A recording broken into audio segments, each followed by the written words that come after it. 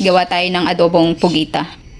Umpisa na natin. So gagamit lamang po tayo dito ng bawang, sibuyas, luya, at siling green. Syempre may mga seasoning tayo. Mamaya papakita ko po sa inyo kung ano-ano yun. So tara, umpisa na natin. Magpapainit na tayo ng mantika. Unahin na nating ilagay yung luya. At kapag nag-brown na yung luya, isunod na natin yung bawang at sibuyas.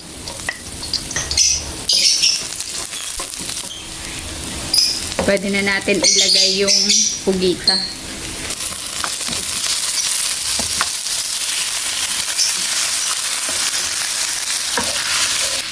So guys, pag ganito nakalalaki yung pugita, malamang matigas na yon.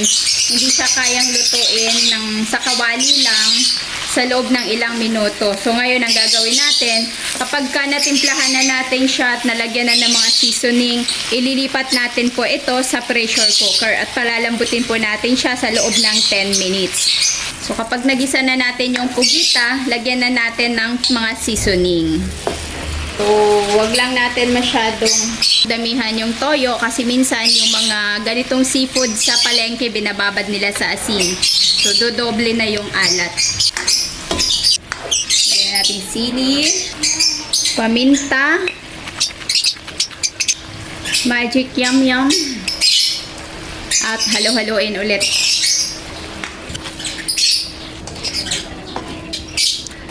Lagyan na natin ng tubig. Baka magtataka po kayo kung bakit ang daming sabaw ng ating adobong pugita. Ay para maluto siya kapag nilagay na natin sa pressure cooker. Ayan, so ngayon, palalambutin na natin sa loob ng 10 minuto.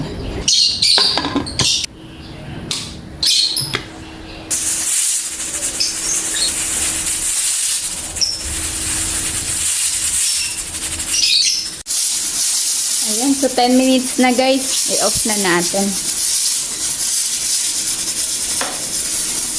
Ibalik na natin siya dito sa kawali para matimplahan na natin or malagyan na natin ng suka. Ngayon, tikman na lang natin.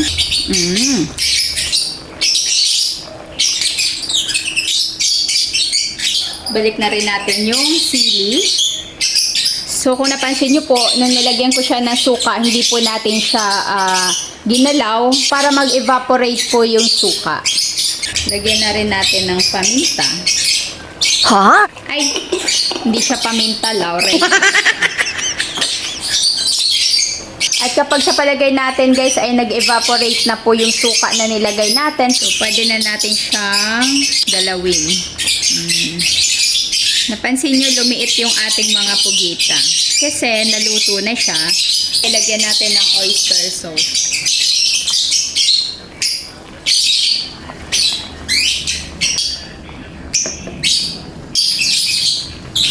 So, okay na siya guys. Masarap na.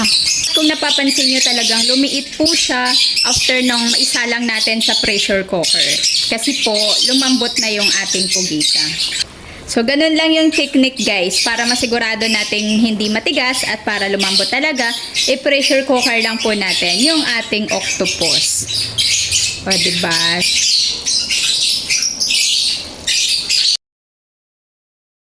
O, diba? Ang sarap.